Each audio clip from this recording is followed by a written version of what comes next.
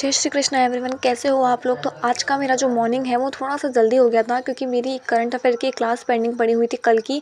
उसे मैं ले नहीं पाई थी क्योंकि मैं इकोनॉमिक्स में बहुत ज़्यादा बिजी हो चुकी हूँ। क्योंकि अब मेरा ये टारगेट है कि मैं इसे जल्दी से जल्दी कवर कर लूँ। फिर मुझे आईआर और साइंस एंड टेक भी शुरू करना है और उन्हें पढ़ने के लिए मैं बहुत ज़्यादा एक्साइटेड हूँ क्योंकि ये ऐसे सब्जेक्ट है जिनके बारे में मैंने पहले कभी पढ़ा नहीं है। और आईआर तो पढ़ना मुझे बहुत ज़्यादा पसंद है। हालाँकि मैंने इसके कुछ क्लासेस लिए थे बट इतना कोई मैंने प्रॉपर पढ़ा नहीं है इसको। अभी हम इसके बाद में शुरू करेंगे, इसके इकोनॉमिक्स के बाद में। और यहाँ पर मैं अपना पहला वीकली करंट अफेयर का सेशन कर रही हूँ। मैं डेली करंट अफेयर्स नहीं पढ़ती हूँ क्योंकि मैं सिर्फ आर्टिकल्स वगैरह पढ़ती हूँ, बट अभी 3-4 दिन से मुझे वो भी मिस हो रहे हैं। इसीलिए मैंने वीकली करंट अफेयर की क्लासेस काफ़ी टाइम से मैं ले रही हूँ, जब से मैंने प्रिपरेशन स्टार्ट की है। क्योंकि हम न्यूज़पेपर के नोट्स भले ही ना बनाएं बट हर न्यूज़ को सुनना हमें अवेयर करता है हमारे आसपास क्या हो रहा है उन चीज़ों के प्रति। और दूसरी चीज़ है कि हम जब कोई भी सब्जेक्ट पढ़ते हैं तो उसकी जो छोटी छोटी न्यूज़ेस आती हैं उनसे हमें बेसिक अंडरस्टैंडिंग हो जाती है कि हम किस चीज़ का यूज़ कहाँ कर सकते हैं, किस रेफरेंस में कर सकते हैं। और बेसिकली मैं ये लिख लेती हूँ। अगर जैसे कि कोई भी रिपोर्ट आई जिसमें भविष्य के बारे में कुछ बताया हुआ है, जैसे कि इसमें ये विश्व शहर रिपोर्ट आई है, उसको मैं इकोलॉजी में ऐड कर सकती हूँ। सस्टेनेबल डेवलपमेंट की रिपोर्ट आई थी, उसको मैं इकोलॉजी में ऐड कर सकती हूँ। तो ये ऐसी चीज़ें बहुत ज़्यादा इंपॉर्टेंट होती है क्योंकि फैक्ट्स और डाटा बहुत ज़्यादा इंपॉर्टेंट होता है आंसर राइटिंग में। अदरवाइज़ आपका एक नॉर्मल सा आंसर हो जाता है जो कि हम स्कूल कॉलेजेस में अक्सर लिखते आए हैं। तो फाइनली मैंने अपना बेड मेकिंग कर लिया है। तो चलो अब बात लेते हैं, बाकी काम उसके बाद करेंगे। नहा धो के तैयार होके और थोड़ा बहुत रेस्ट करके काम वगैरह करके मैंने खाना वगैरह खाया। उसके बाद में मैं गई थी अपनी सिस्टर के साथ क्योंकि उसे कुछ काम था उसकी स्कूल के रिगार्डिंग, पहले वाले स्कूल के रिगार्डिंग।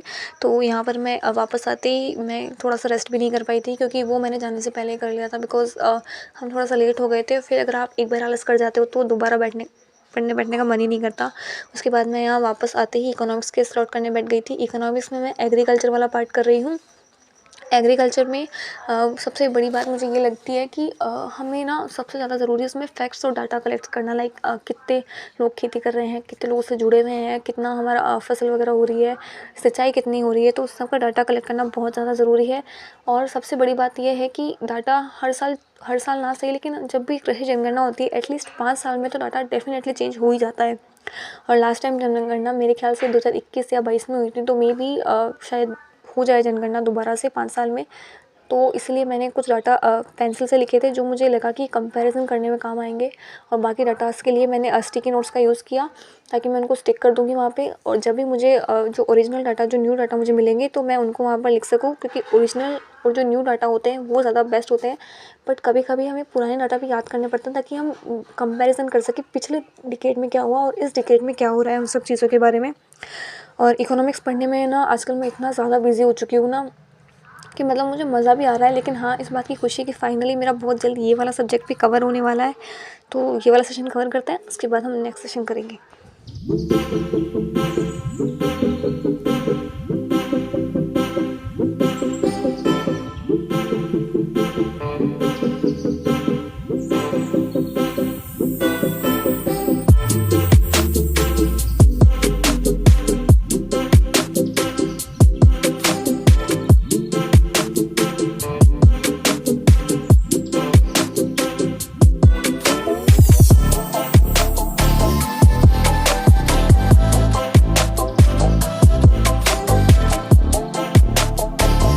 अभी हम लक्ष्मीकांत करेंगे। लक्ष्मीकांत में मैं अभी भी थोड़ा पीछे हूँ क्योंकि मैं बाकी सब्जेक्ट पे कंसंट्रेट कर रही थी।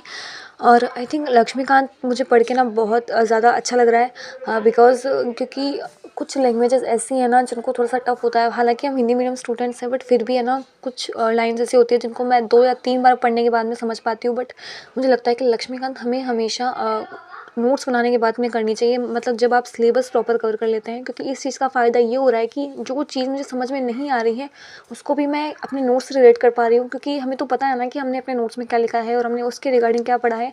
तो यहाँ पर मुझे अपने नोट्स में लिखी हुई जो भी बातें मुझे याद आ रही थी उनको मैं रिकॉल कर रही थी कि इस टॉपिक को पढ़ते वक्त मैंने अपने नोट्स में क्या पढ़ा था। क्योंकि पॉलिटी को मैं 1 से 2 बार मैं रिवाइज़ कर चुकी हूँ, हालांकि उतना प्रॉपर नहीं कर पाई हूँ बट हाँ मैं कर चुकी हूँ इसको रिवाइज़।